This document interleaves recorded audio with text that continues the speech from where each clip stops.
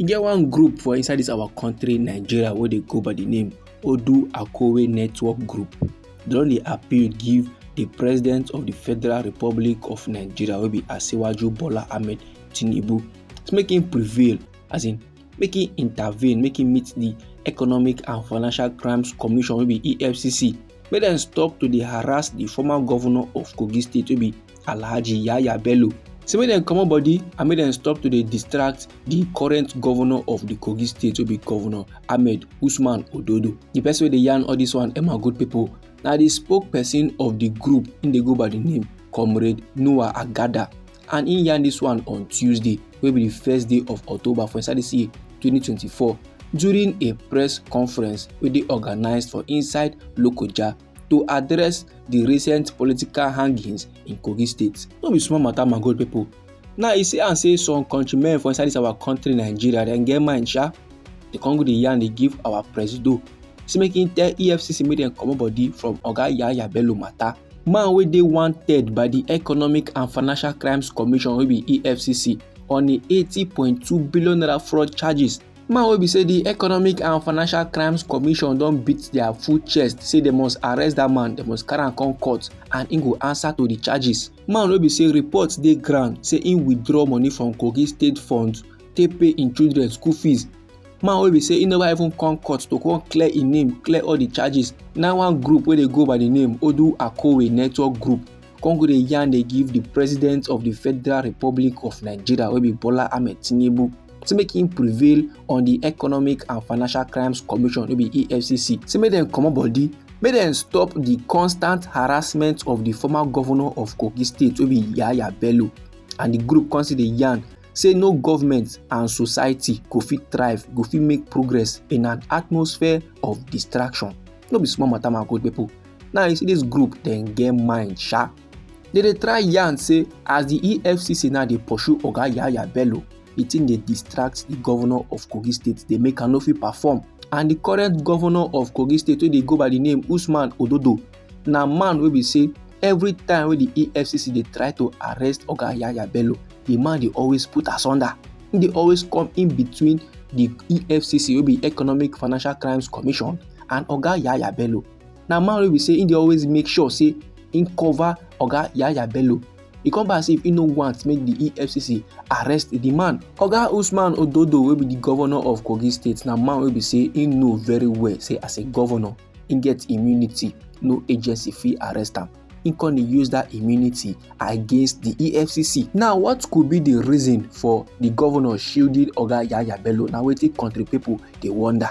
But now wetin come shock the general public pass na when group come outside come dey yarn. They no tell the presido say based on how things be for inside the country, hardship dey, make him change in reforms. So they no tell our presido about insecurity. They no tell presido about any other thing, but na about the matter of Oga Yaya Bello wey dey wanted. And according to how they tell yarn am, my good people, they say the activities of the Economic and Financial Crimes Commission as regards Kogi State in the recent weeks and months are constantly hindering the peace and development of their state, impeding on the focus of Usman Ododo administration, therefore hampering on the progress of the state. The Odu Akowe Network Youth and Student Wing is therefore using this medium to urge the federal government to call the Economic and Financial Crimes Commission to order and refrain them from distracting their governor wey be Usman Ododo and the former governor of the Kogi State wey be Yaya Bello with inquiries into alleged infractions. Instead, they should allow the current governor to focus on. And the group consider yarn say as the Economic and Financial Crimes Commission wey be EFCC, they constantly dey study the past administration of Kogi State. E no make sense. And this thing wey the EFCC dey do is very much masterminded by some kind country people wey dey out to score personal political gains. That is, na personal something, and they get the intent, they get the mind to persecute rather than prosecute the former governor. And all these levels now wey the EFCC dey do so, e dey distract the current administration from performing, from doing the needful, from becoming an effective administration. So make them prioritize the future and development of their state rather than pursuing past administration.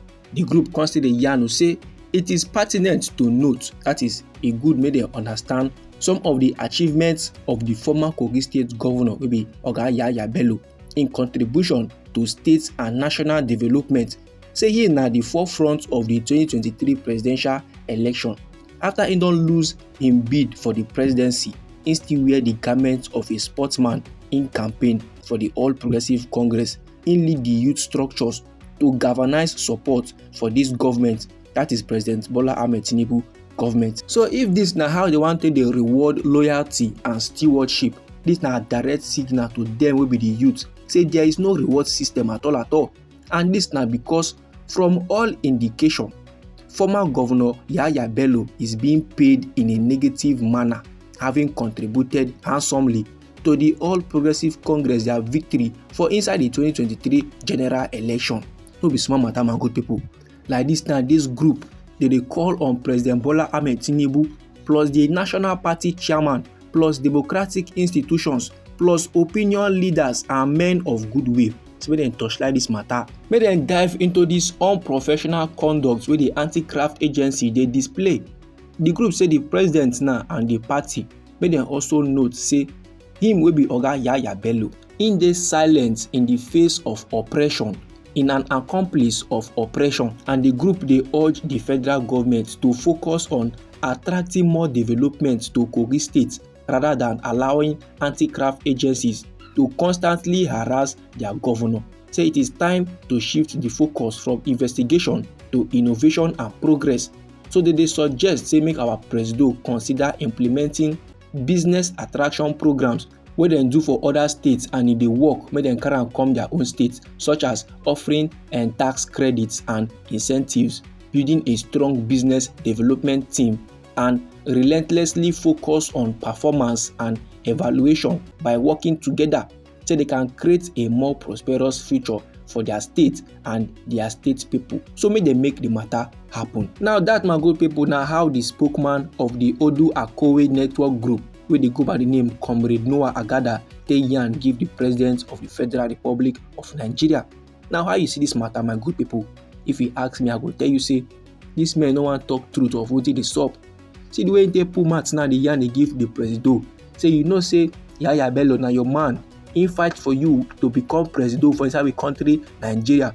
As you sit down now, they allow the Efcc dey pursue am. E no make sense. And they still tell Oga Presido say if you observe Oga Yaya Bello, he go see and say the man just keep quiet, he never talk anything. And that na to tell us say Oga Yaya Bello, he know things wey we say if he talk am, he go shake table. And if that table shake, that jollof rice and that drinks, e go reach ground. This, my good people, na the informate wey I wan share give the general public. Anyhow the thing be you for body, feel free make you drop am inside our comment section. Now we be Anointed Lady TV. Now they give una legit information on the things and things wey dey sup for inside with nation Nigeria. So if you like this update and you would like to receive more, try make you subscribe to this channel and try make you put on the notification bell so that as we dey bring the news dey come, then go first get the updates and you go receive am sharp. And they come inside again with another legit informate for you, my good people. Abeg, no go anywhere.